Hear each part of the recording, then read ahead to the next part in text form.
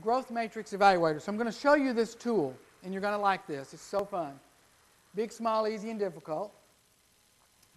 Denial. I learned this at Ford. Denial is not a river in Egypt. It was a big saying at Ford. Denial's not, if you're in denial about what's going on, stop procrastinating and start planning.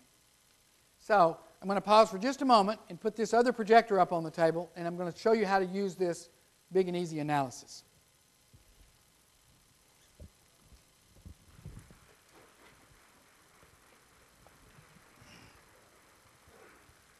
Did we have a Mylar for this screen?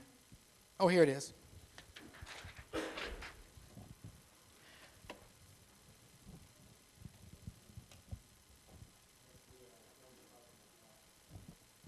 What's that? Oh, there it is. Okay, we need to turn this off.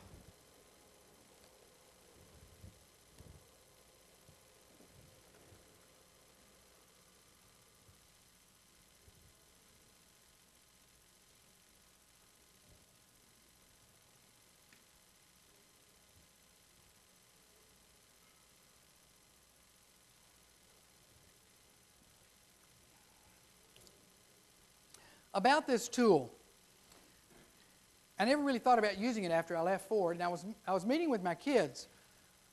Oh, it had to be 3 years ago.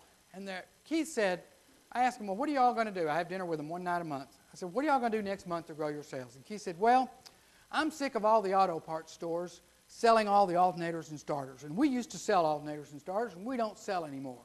And the reason we don't sell them is because the auto parts stores guarantee them forever.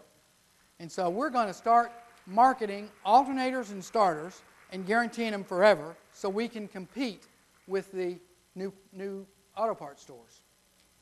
And my daughter-in-law said, well, I think we want to expand our website and do more on the web. And then they had a whole list of things they were thinking about.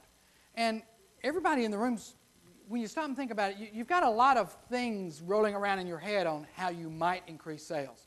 And it's really important that you come up with some initiatives. You don't just wave your arms in the air and say, well, I think we're going to grow sales next year. Really? How? You have to think about how. And then you're going to have more than one way that you might want to grow sales next year. And so then you've got to analyze, well, which should we do? Typically, what happens is, in absence of any kind of tool or a thought process or someone to help us, what we end up doing is a little bit of everything, and we don't really get the results in any of them that we wanted to get. And so this tool is going to help you analyze which you should be doing first. You can use this tool for any initiative. You can use it to cut your expenses. How would we cut expenses? Or you can use this tool for how will we grow our sales.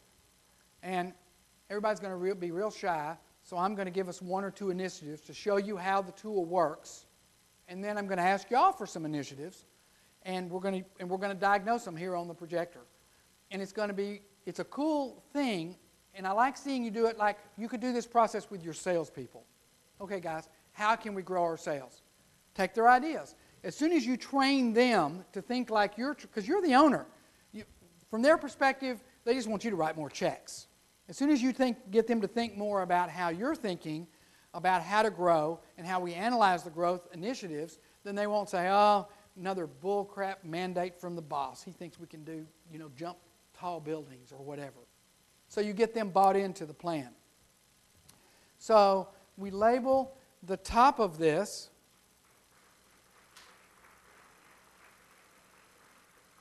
big. We make the bottom of it small.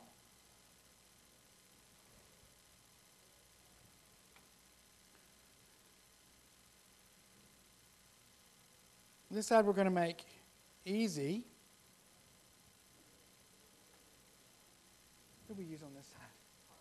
No. Difficult.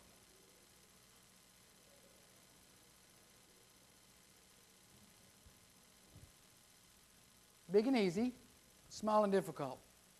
Okay, so let's say we have a salvage yard in Omaha, and our sales are this much this year. We're thinking about expanding our sales. So we're going to expand our sales to Lincoln. How far is Lincoln? An hour? We're not currently delivering to Lincoln. So we're thinking about, do we want to go to Lincoln or not? Okay.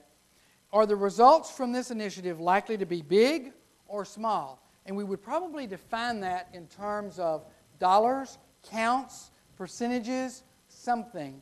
So let's say that in order to be really big, we would need to grow our sales 10%. And then the next, okay, so if we're going to go from Omaha to Lincoln, and we're going to deliver every day, is the potential to raise our sales at least 10%, which would be a big lift in our sales. How many people live in Lincoln? About 250,000. And is it 500 in Omaha? 500,000?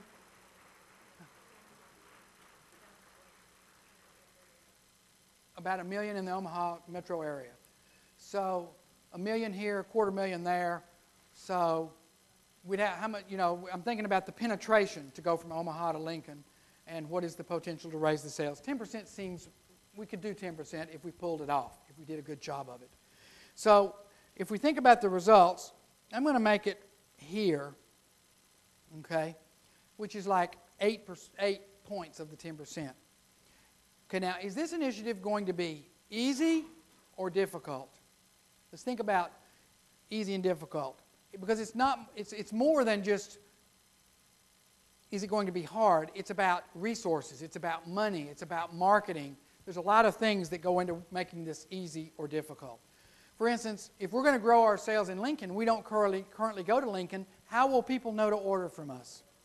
It's pretty easy to see that we're going to have to market to the people in Lincoln and let them know that this is available to us, to them. Then we're going to have to buy a truck. We're going to have to write a check for a truck or take on a truck payment. Then we're going to have to hire a driver. Then we're going to have to train the driver.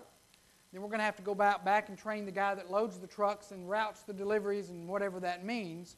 So it's pretty easy to see that an initiative to grow into Lincoln is not going to be very easy. And in fact, it's going to take quite a bit of money and quite a bit of effort. So difficult would be about as hard as it gets. And maybe that isn't as hard as it gets, but it's pretty darn hard. So I'm going to say it's here on a scale of difficult. It was big on the scale of results. So that's initiative number 1, is growing our sales to Lincoln. Okay?